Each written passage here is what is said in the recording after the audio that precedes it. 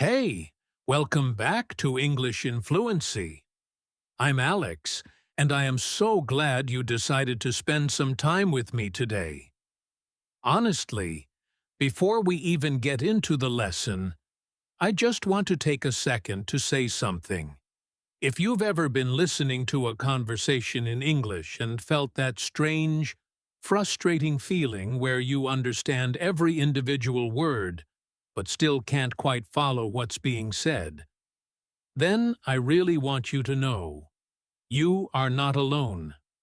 That experience is incredibly common for learners at the B1 level and even beyond. And it doesn't mean your English is bad.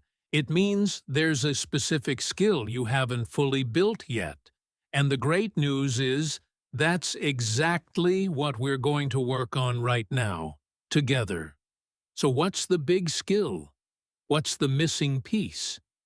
It comes down to something that doesn't always get talked about enough in English lessons, and that's linking words. These are words and short phrases that connect ideas, that show how one thought relates to the next, that tell you whether the speaker is agreeing or disagreeing, adding information or changing direction, explaining a cause or describing an effect. Things like however, because, even though, as a result, not only that, in addition, nevertheless, on the other hand, therefore, in other words, eventually, by the time, furthermore, and so many more. These little bridges between ideas are everywhere in spoken English. They're in conversations between friends. They're in podcasts and documentaries. They're in speeches and interviews. They're in everyday small talk. And once you train yourself to hear them and understand what they're doing, your listening comprehension will improve in a very noticeable way. Now, here's what makes today's lesson a little different from just reading a list of linking words in a textbook. We're going to hear them being used. We're going to listen to conversations and passages where they appear naturally, and we're going to talk about what each one is doing in that specific moment. We're going to slow down, pay attention, and build your ear for these words in a real, practical way. Because understanding a linking word in isolation is one thing, but hearing it mid-conversation, at natural speed, and immediately understanding the direction it's pointing you in, that's the skill we're really after. I also want to say this before we start. Some of these words and phrases might feel a little formal when you first see them written down. Words like furthermore, or consequently, or nevertheless can sound like they belong in an essay or a speech. But you'll hear today that real people use them in real conversations all the time. They might sound a little more polished than but or so, but they're not unnatural. They're just a slightly richer version of the same basic connections. So let's not be intimidated by them. Let's just listen and learn. And one more thing before we dive in. If you need to go back and re-listen to any part of this episode, please do. That's not a weakness. That's actually how listening practice is supposed to work. The more times you hear these words in context, the more familiar they become, and the more automatically your brain will recognize them when you're listening in real life. Okay, are you ready? Let's begin. The first thing I want to do is explain, in a simple and clear way, what linking words actually do in a conversation. Think about it like this. When someone speaks to you in English, they're not just listing facts, they're building a kind of structure. They're saying, here is my main idea, and then they're connecting it to another idea, and then to another one, and each connection has a meaning. Each connection tells you something about how those ideas relate to each other. Do they agree? Do they contrast? Does one cause the other? Does one follow from the other in time? Linking words are the labels on those connections. They're the speaker's way of saying, this is the relationship between these two ideas. Without linking words, a conversation sounds choppy and hard to follow. With them, it flows. It has logic. It has direction. Imagine someone saying, "It rained. We went to the park. We got wet. It was fun." Those are facts, but they're just sitting next to each other. Now imagine, even though it rained, we still went to the park, and as a result, we got pretty wet. But honestly, it was so much fun. Now you can feel the connections. You can feel the surprise of going to the park despite the rain. You can feel the logical consequence of getting wet. And you can feel the unexpected conclusion that it was still enjoyable. The facts are the same. The linking words are what make them into a story. Let's think about linking words in categories. There are 5 main jobs that linking words do, and understanding those jobs makes it much easier to respond to them quickly when you're listening. The first job is contrast. These words tell you that something is different from what came before. The second job is addition. These words tell you there's more to the same idea. The third job is cause and effect. These words explain why something happened or what happened as a result. The fourth job is time and sequence. These words organize events in order. And the fifth job is conclusion and summary. These words wrap up and deliver the main point. Let's go through each one in depth, with real conversations as our examples. Category 1. Contrast. Let's start here because it's probably the most common type of linking word, and it's also the one that causes the most confusion for listeners. When you hear a contrast word, you need to shift your expectation. Something unexpected is about to be said. Something that goes against what the previous sentence was suggesting.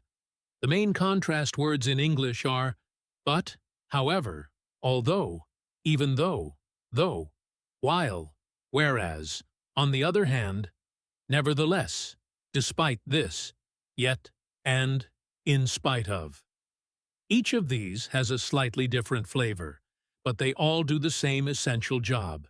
They say, change direction. The contrast is coming. Here is our first conversation.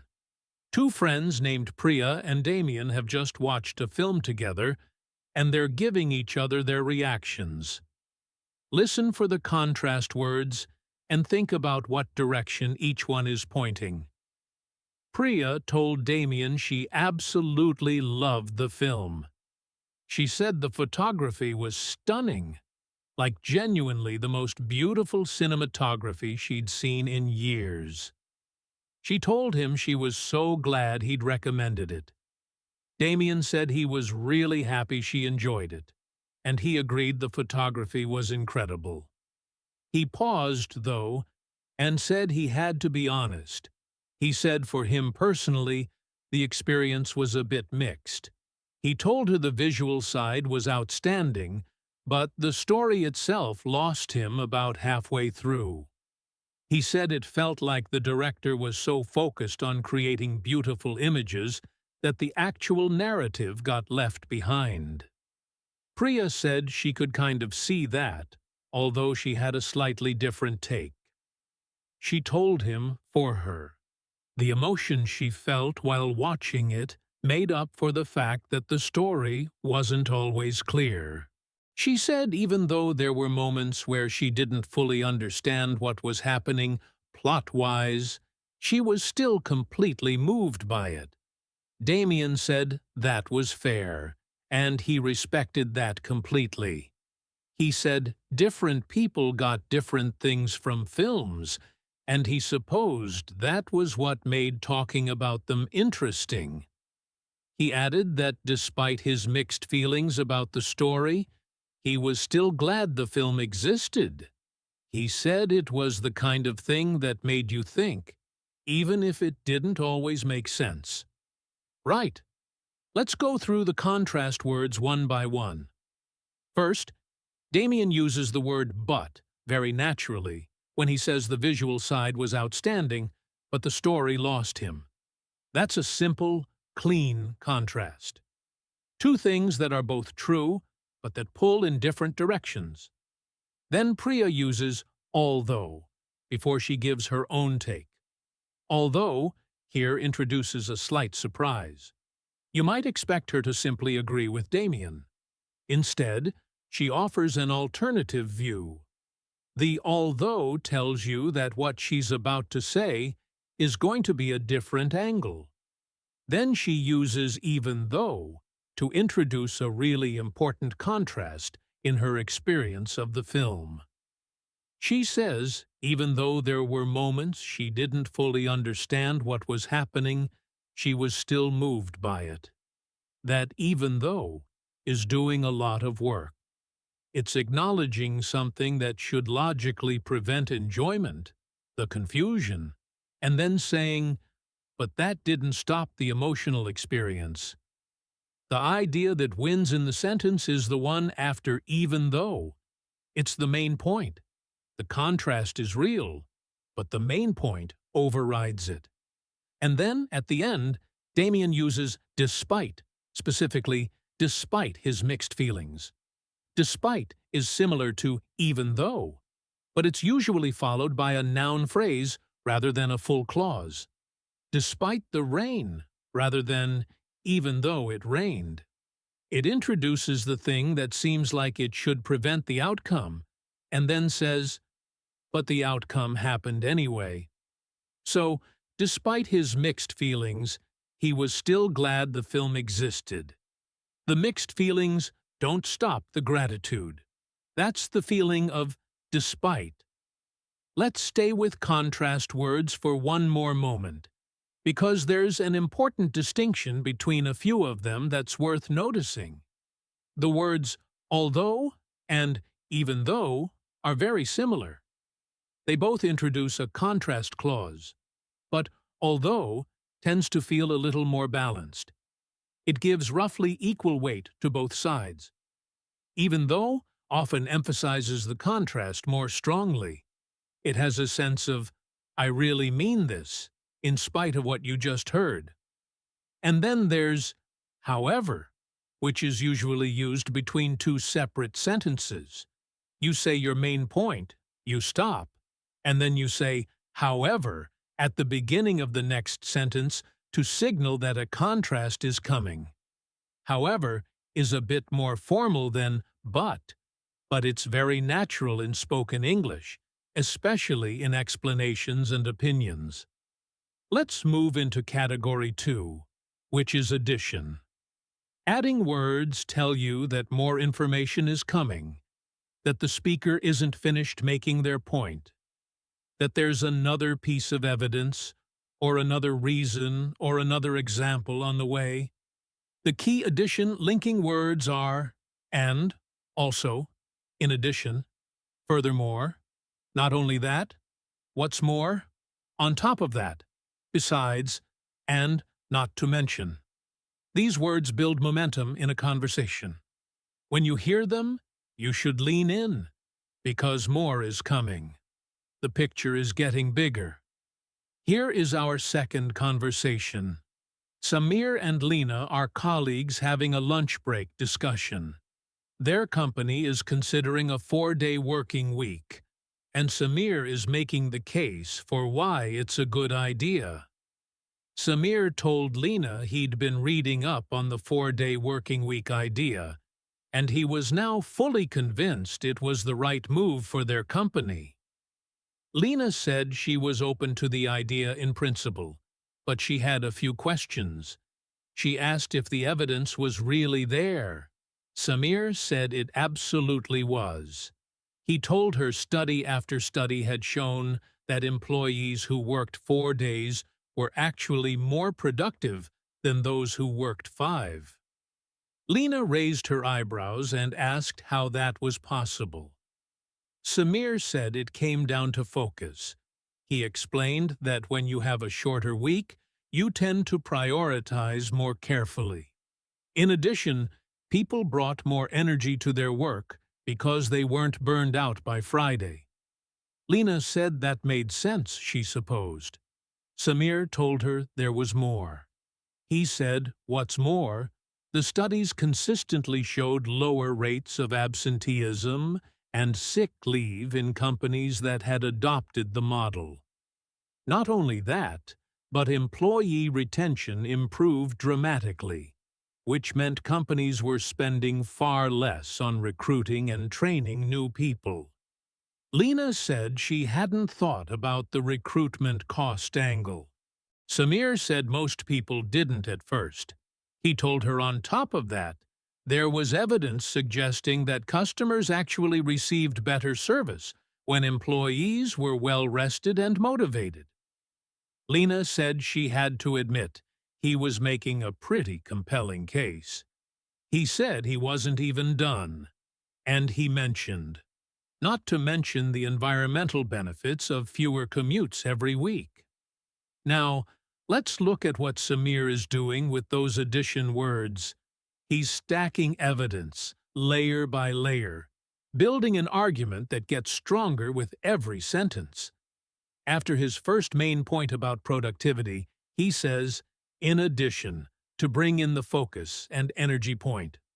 That word signals to Lena and to us that another piece of the argument is coming. Stay with me. There's more. Then he says, what's more, which is similar to in addition, but has a slightly more enthusiastic feel. It's like saying, and here's another great thing. Then, not only that, follows, which is even more emphatic. That phrase feels like the speaker is saying, you thought the last point was good? Here's something even better. And then, on top of that, adds yet another layer, stacking the evidence higher and higher.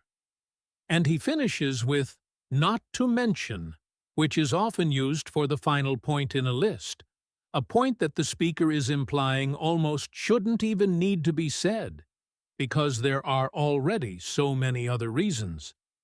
Category 3 is cause and effect.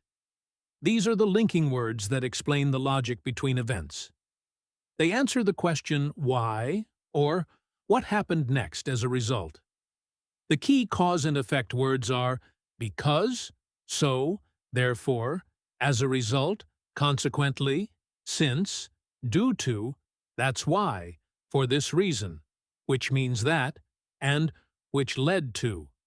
These words are essential for understanding explanations, arguments, stories, and analyses. When you hear them, you should be thinking, I'm about to learn why something happened or what its consequence was. Here is our third conversation. Freya is talking to her older brother Tobias about her decision to leave her job and go freelance. This is a personal, emotional conversation, and the cause and effect links are really important for understanding her reasoning.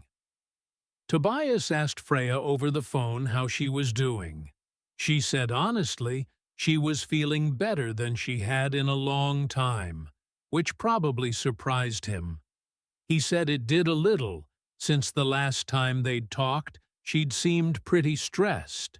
She said she had been, and she admitted things had gotten difficult at work.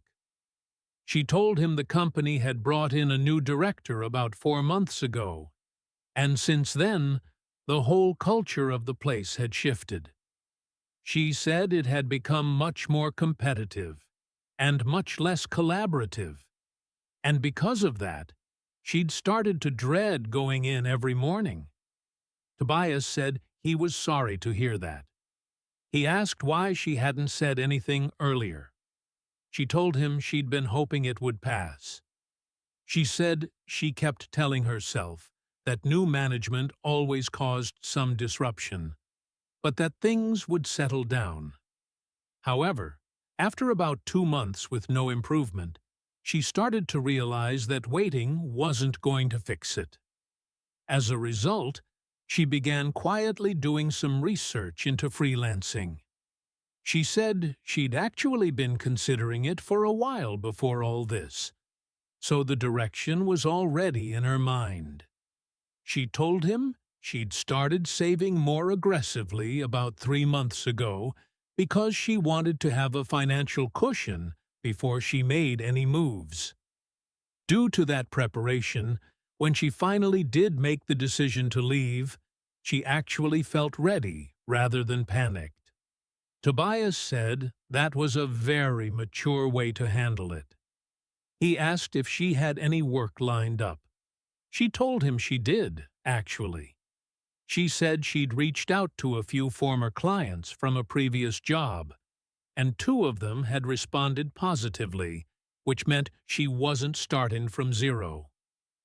That was a huge relief, she said. She told him the main thing was she now felt excited about work again. And that was why all of this, as scary as it had been, felt worth it. Let's trace those cause and effect words through Freya's story. She uses since when she says that since the new director arrived, the culture had shifted. That since is working as a cause marker. It's pointing back to an event and saying, this is when things changed, and what followed was a result of it. Then she uses because of that to link the cultural shift to her personal experience of dreading going to work. The cause is the shift in culture. The effect is her emotional state. Because of that, draws a line between them. Then she uses as a result to explain why she started researching freelancing.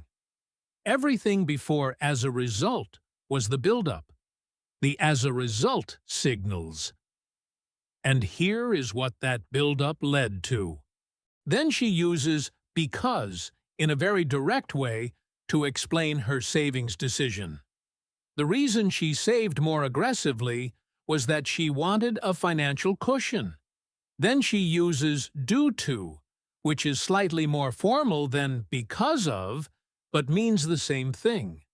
Due to her preparation, she felt ready. The preparation was the cause. Feeling ready was the effect. And finally, that was why points backwards and gives the emotional payoff of everything that came before. Before we move into Category 4, I want to pause and invite you to think about your own listening experience.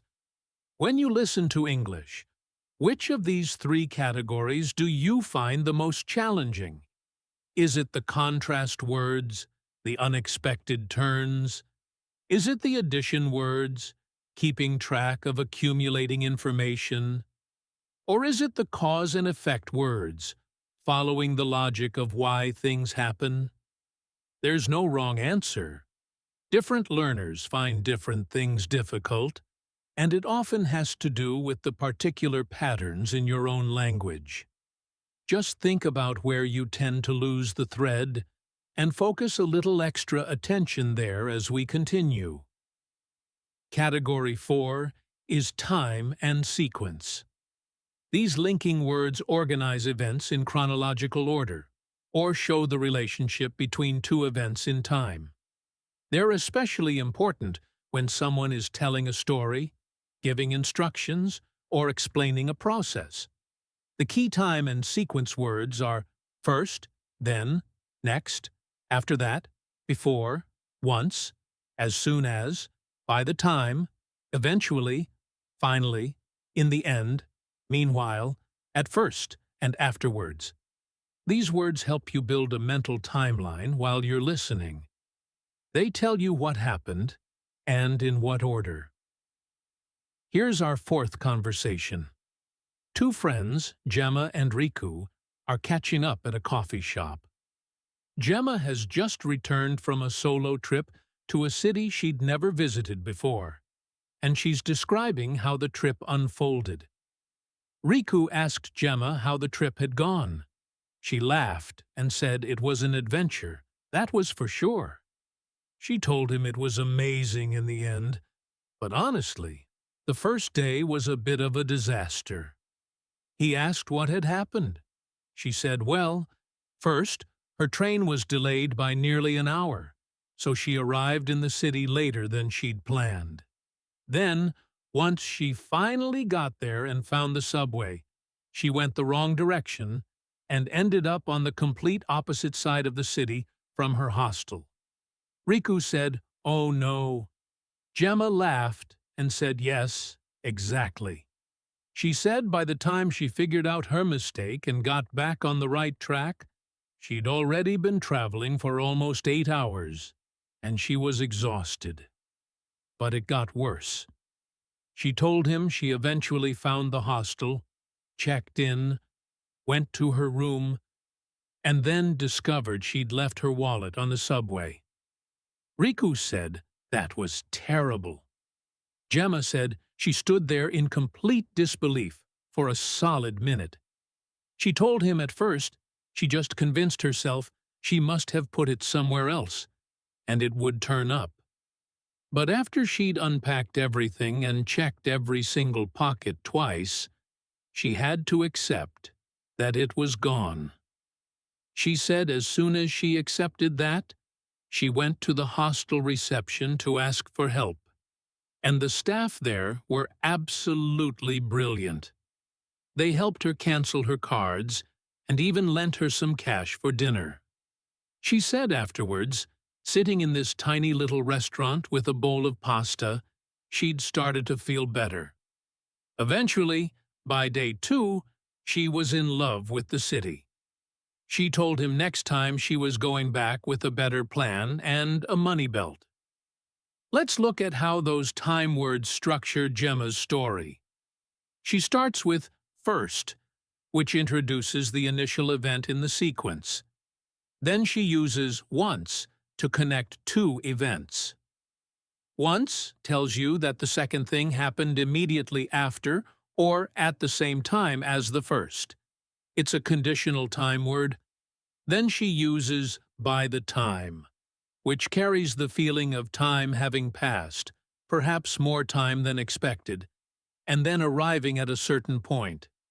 It often has a slightly frustrated or exhausted tone, which fits perfectly here. Then she uses eventually when she finds the hostel, telling you that something happened, but not immediately. There was a process, some time passed, and then finally it happened. Then, at first, sets up a contrast in her emotional reaction, telling you the initial response was one thing, and then something different followed. And as soon as shows the immediate consequence of her accepting the wallet was gone. One thing happened, and instantly the next thing followed. And she uses afterwards to move the story forward to a new scene, and eventually again to give us the emotional resolution. Time passed. Things got better. The story has a satisfying arc, and the time words are what give it that arc. Category 5. Conclusion and summary.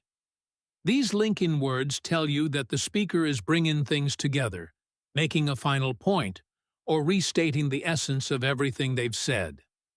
They signal, this is the most important part. Pay close attention. The key conclusion and summary words are, in conclusion, to sum up, overall, in short, in brief. The point is, what I mean is, the bottom line is. In other words, all in all, ultimately, to put it simply, and in essence. When you hear these words, your listening attention should sharpen. Something important is being delivered. Here is a short example. A community leader named Damaris is finishing a speech she's given to a neighborhood group about a local environmental project they've been working on together. Damaris told the group she knew it had been a long evening and she was almost done. She said she just wanted to take a moment to reflect on everything they'd talked about and everything they'd achieved over the past year. She said they'd faced setbacks. They'd had moments of disagreement. There had been times when progress had felt painfully slow. But she told them to look around at what they'd built. The community garden was real. The recycling program was running. The school partnership was underway. She said overall, the picture was one she was genuinely proud of. She said what they'd proved, in essence, was that when a group of people decided to take something seriously and work together consistently, change happened. It didn't happen overnight. It didn't happen without friction. But it happened. To put it simply, she said, they had done this, and that was worth celebrating. The bottom line, she said, was that they were not finished. There was still so much more to do, but they had shown themselves and their community what was possible. And in her view, that was the most important thing of all. Damaris uses 3 really strong summary and conclusion phrases in that short speech. The first is "in essence," which says, I'm stripping away all the detail and getting to the core truth. Then, to put it simply, introduces a simplified, distilled version of the point. And then, the bottom line closes the argument cleanly. After everything I've said, here is the one thing you most need to take away. It's final. It's clear. It's the landing. Those 3 phrases together give the speech a beautiful rhythm. They guide the audience through a closing sequence that feels satisfying and complete. All right? We've now been through all 5 categories of linking words. Now I want you to listen to a longer, more natural conversation where all 5 types of linking words appear together, woven through the whole thing the way they would be in a real interaction. This is going to be more challenging than the individual examples, but that's the point. Real English is messy and layered and rich, and the more you practice following it, the easier it gets. This is a conversation between 2 old friends, Nicolette and Callum, who are meeting for coffee after several months apart. Nicolette has recently made some major changes in her life, and she's bringing Callum up to speed. Listen as carefully as you can. Try to notice the linking words and feel what each one is doing. Callum told Nicolette she looked different somehow. He said he couldn't quite put his finger on it, but she seemed lighter. She laughed and said that was probably because she was lighter. Not physically, she said, but in terms of the weight she'd been carrying. He asked her what she meant. She told him the short version was that she'd left her job, gone freelance, moved to a new flat, and genuinely felt like herself for the first time in years. Callum said that was a lot. She said it had been. She told him first, the job. She said she'd been at that company for nearly 4 years, and for the last year and a half, it had been miserable. Not because the work itself was bad, but because of the management culture. She said since a particular person had been promoted to head of department about 18 months ago, the whole team had changed. However, she'd tried to make it work. She didn't want to be someone who just ran away from a difficult environment. She said she'd had conversations, she'd raised issues, she'd tried to adapt. But eventually she reached a point where she had to be honest with herself. She told him that the situation wasn't going to change, and because of that, she had to. Callum told her he admired that self-awareness. He said a lot of people would have just stayed out of inertia. She agreed and said she'd been one of those people for longer than she'd like to admit. She told him what finally shifted things for her was a conversation with a mentor she had, an older woman she'd met through a professional group. She said this woman had told her something that really stuck. She'd said that staying somewhere that didn't value you wasn't loyalty. It was just fear with a prettier name. Nicolette told Callum those words had hit her hard. As a result, she'd gone home that evening and started properly mapping out what a different path might look like. Not only did she start researching freelance opportunities, but she also started talking to people in her network who had already made similar moves. She said by the time she had those conversations, she'd already started to feel less scared. Callum asked how the transition had actually gone. He said the planning was one thing, but the doing was usually the hard part. She said he was absolutely right, and it had been hard. She told him first she saved aggressively for 6 months, because she was determined to have a financial runway that would give her breathing room. In addition, she reduced her monthly outgoings wherever she could. Furthermore, she spent a lot of evenings building up a portfolio website and reaching out to old contacts. She said as soon as her website was live and she started sending it to people, the responses started coming in faster than she'd expected. Not all of them turned into work, obviously, but enough of them did to give her confidence that there was real demand for what she offered. Callum said it sounded like she'd been really systematic about it. She said she'd had to be, because the alternative was terrifying. She told him, even though she was excited about the idea of going freelance, there were days when the fear almost won. She said she remembered one particular Tuesday evening when she'd sat on her kitchen floor and genuinely wondered if she was making a catastrophic mistake. However, she'd called her sister, who was incredibly supportive, and her sister had said something really simple. She'd said, "You can always go back to a job. You can't always get back the time you spent staying somewhere that made you unhappy." And Nicolette told Callum that that logic had clicked for her in a way nothing else had. After that conversation with her sister, the fear didn't disappear entirely, but it became more manageable.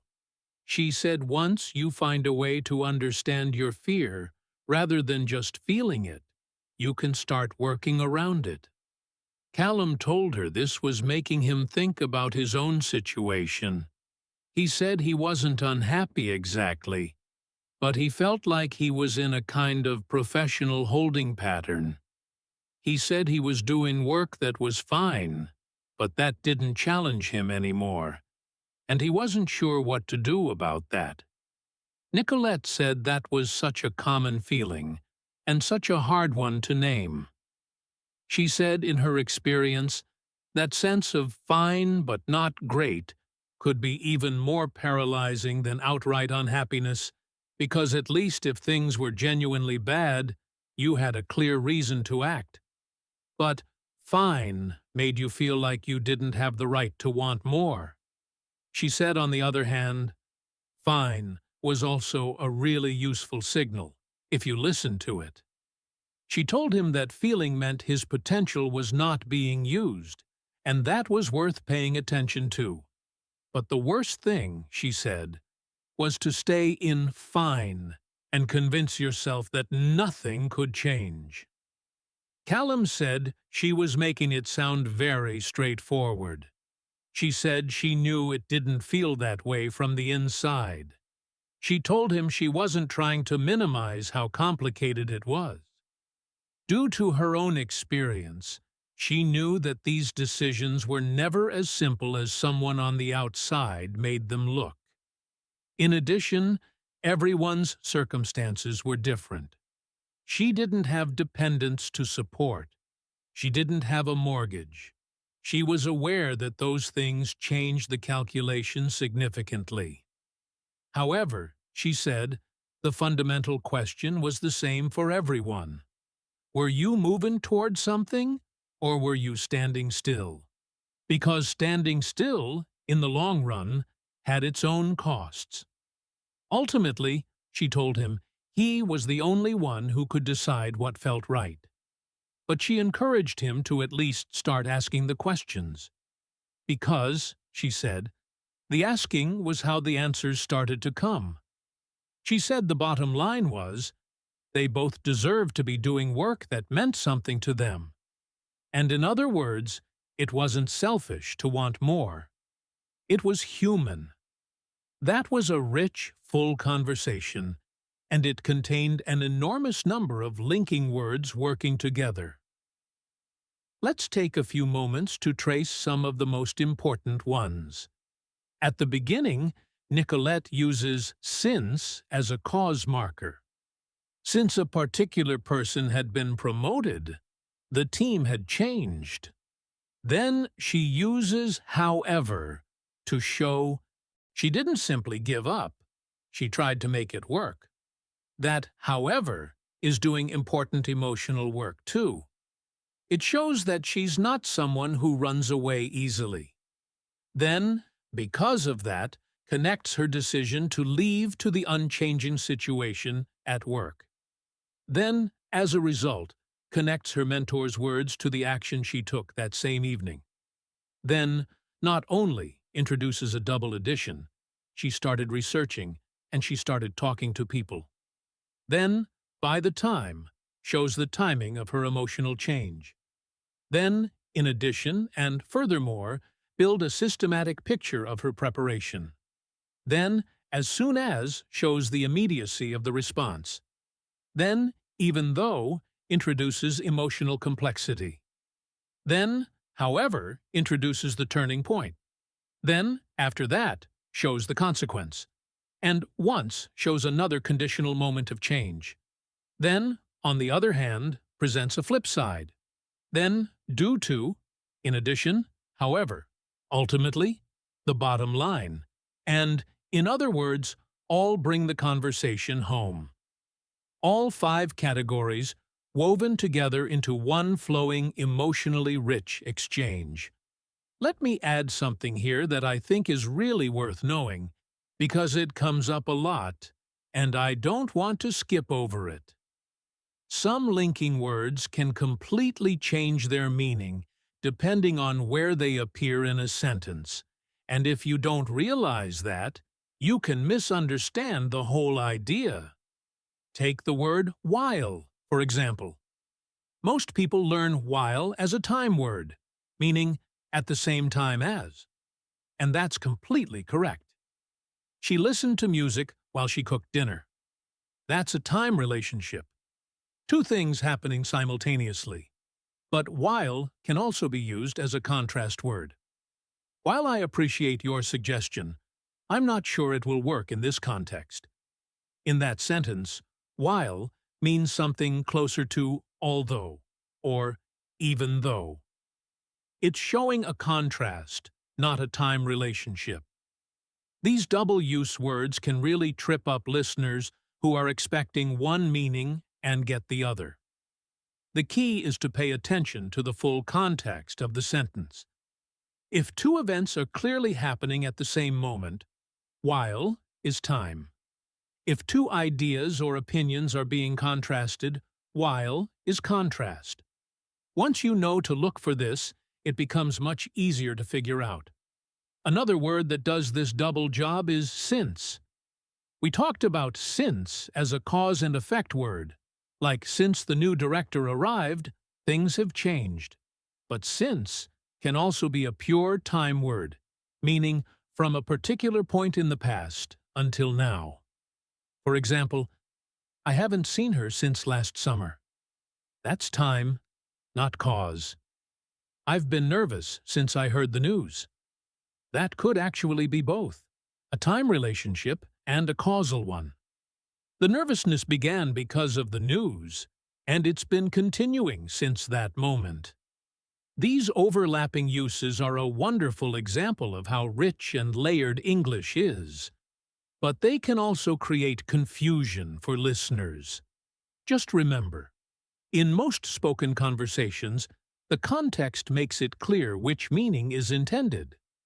And if you're ever genuinely unsure, it's usually safer to ask a follow-up question than to guess and potentially misunderstand the whole point. Let's look at one more tricky linking word before we move on, and that's as.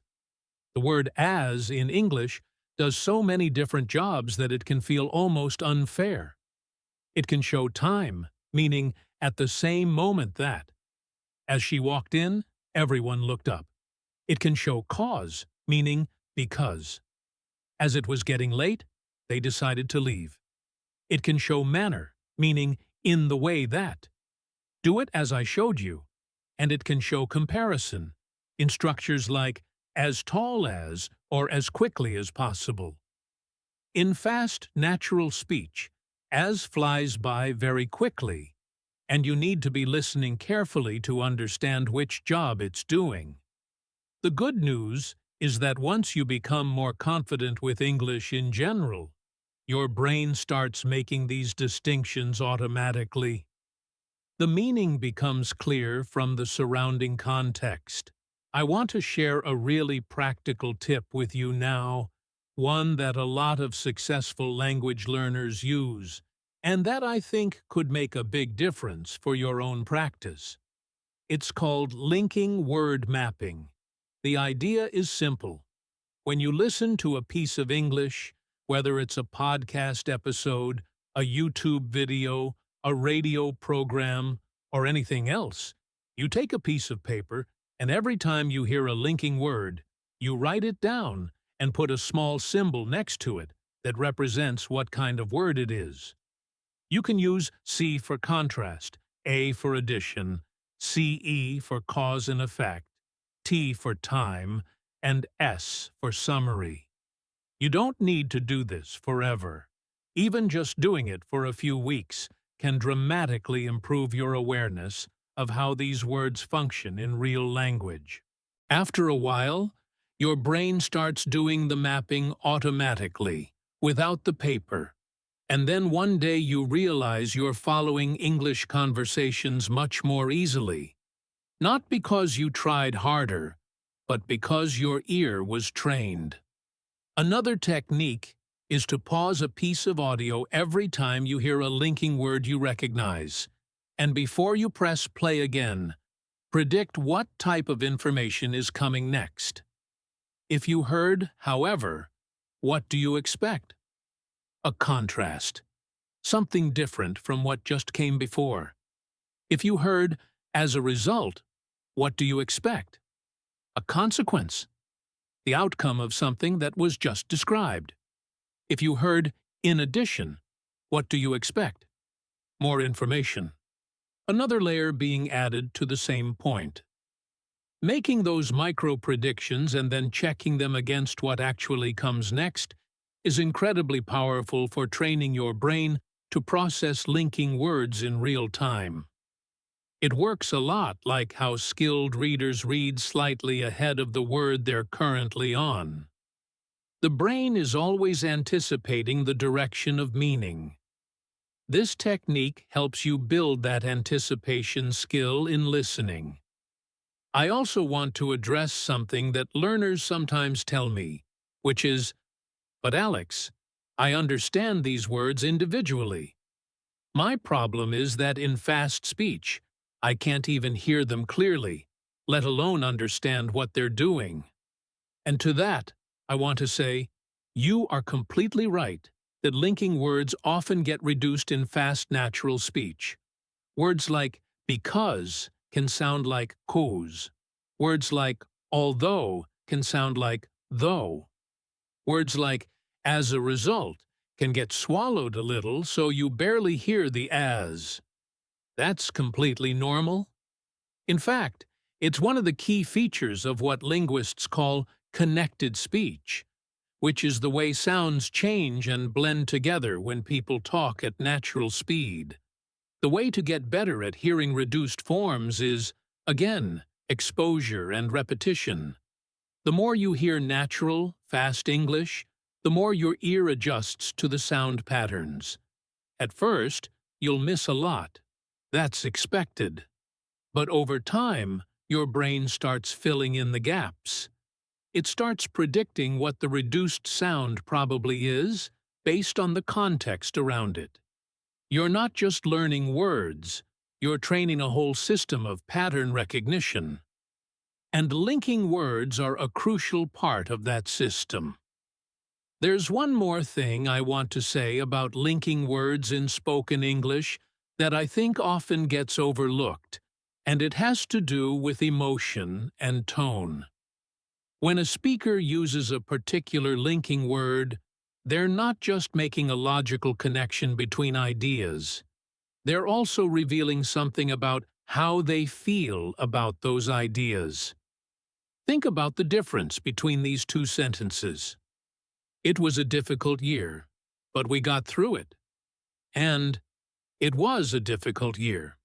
However, we got through it. Both use a contrast word. Both say the same factual thing. But they feel slightly different, don't they?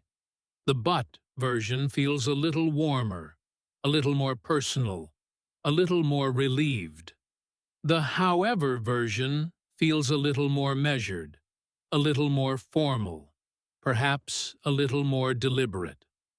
Word choice in linking words carries a tone, and when you're listening to someone speak, you're picking up on that tone as well as the content. Similarly, there's an emotional difference between saying even though and saying despite the fact that. Even though I was scared, I did it anyway. That feels personal and honest. Despite the fact that I was experiencing some anxiety about the situation, I proceeded. That feels much more distanced, almost clinical. Same logical relationship, completely different emotional register. Skilled listeners in English tune into this dimension of language automatically. They hear not just what was said, but how it was said, and what that reveals about the speaker's emotional state. As you practice with linking words, try to develop this kind of sensitivity. Ask yourself, is this person being casual or formal? Are they emotionally invested or deliberately neutral? Are they emphasizing this contrast for a reason, or is it just a routine logical connection? These questions deepen your comprehension far beyond just understanding the words. Let's do a final short conversation before we close out. Two neighbors, Bio and Harriet, are chatting casually over the fence about their gardens. Linking words can be just as natural in completely informal chat as they are in formal discussions.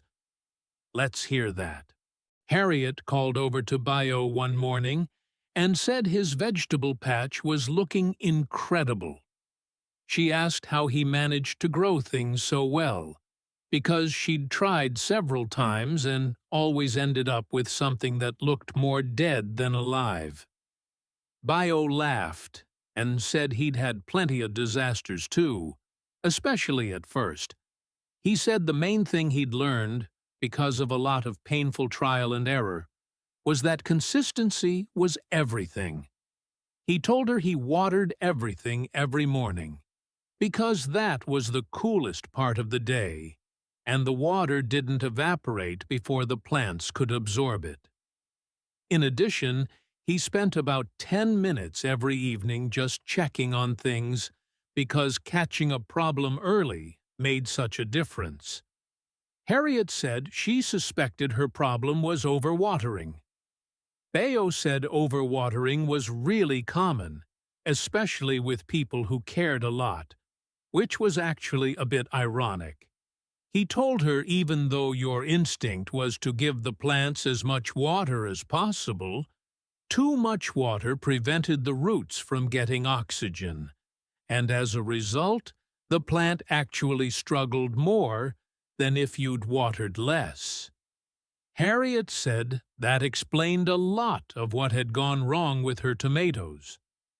Bayo said, on the other hand, too little water in hot weather created its own problems. He explained that when a plant got very dry and then suddenly received a lot of rain, the fruit could crack because it expanded too quickly. So it really was about finding the balance. He said once you started paying close attention, you developed a kind of instinct for it. He said eventually it stopped feeling complicated and just felt natural. Harriet said maybe she'd give it another proper go in the spring. Bayo said definitely, and told her to come and knock on his door if she had any questions. Even in that brief, friendly exchange, you can hear the linking words doing their work. Bayo uses because several times to explain his reasoning. He uses in addition to stack another habit onto the first. He uses even though to introduce the counterintuitive point about overwatering. He uses as a result to show the consequence. He uses on the other hand to introduce the opposite problem. And he uses once and eventually to describe the longer-term development of intuition and skill. All of that in a completely casual, warm, neighborly conversation. Linking words are not formal or complicated, they are just human. Before I give you the final summary and call to action, I want to give you a quick exercise. I'm going to describe some relationships between ideas, and I want you to think of a linking word that would express each one. Ready? The first one. Two things are both true, but they contradict each other. What word or phrase would you use? However, but, even though, although, nevertheless. All good. The second, something happened, and as a direct result, something else happened. What would you use? As a result, so. Therefore, consequently, which meant that. Perfect. The third, you're adding another piece of information to support the same point. What word works? In addition?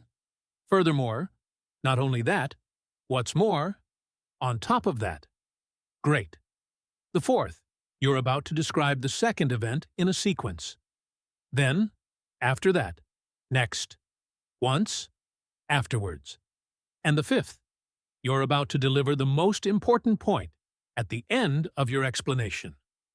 The bottom line? In conclusion. Overall. In short? Ultimately. Excellent! If you found yourself reaching for those words without too much effort, you're already starting to internalize these categories. That's real progress. All right, let's bring everything together now in a final summary. We started today by establishing that linking words are the bridges between ideas in English. Without them, conversations are hard to follow, even when you know all the individual words. Then we worked through 5 categories. Contrast words like however, even though, and on the other hand, tell you to expect a change in direction. Addition words like in addition, furthermore, and not only that, tell you more is coming. Cause and effect words like because, as a result, since, and that's why explain the logic between events. Time words like first, then, eventually, by the time, and as soon as organize events in sequence. And conclusion words like in conclusion, the bottom line, in essence, and, in other words, signal the most important final point. Furthermore, we heard all of these words in action across a wide variety of conversations, from friendly chats, to professional discussions, to personal stories, to speeches and informal exchanges. And in every case, the linking words were doing the same job. They were connecting ideas and guiding the listener through the conversation. As a result of everything we've practiced today, you should have a sharper ear for these words when you encounter them in real English listening. You won't always catch everyone, and that's absolutely fine. But you should start noticing them more. And the more you notice them, the more they'll click into place, until one day you're following an English conversation without even thinking about the Lincoln words, because your brain has learned to process them automatically. That is the goal, and you are on your way there. Now here is my call to action for you today. If this episode helped you, please do something generous and share it with another person who is learning English at the B1 level. You never know how much something like this can make a difference to someone who is quietly struggling and hasn't found the right kind of practice yet. Your recommendation could be exactly what they needed to hear. Leave a comment below this video telling me which category of linking words you found the most useful or the most surprising today. I would genuinely love to know what stood out for you, because that kind of feedback truly shapes the future content I make for you. And if you're not already subscribed to English in Fluency, please subscribe now and hit the notification bell so you never miss an episode. We publish regularly, and we have so many more lessons planned that I think you are really going to love. Thank you, from the bottom of my heart, for spending this time with me today. Learning a language is one of the hardest and most beautiful things a person can do. It takes patience, courage, and enormous persistence. And the fact that you showed up for this lesson and stayed with it all the way to the end tells me something about you. It tells me you are serious, you are committed, and you are going to get there. I believe that completely. I'm Alex. This is English in Fluency, and I will see you in the very next episode. Take good care of yourself and keep listening.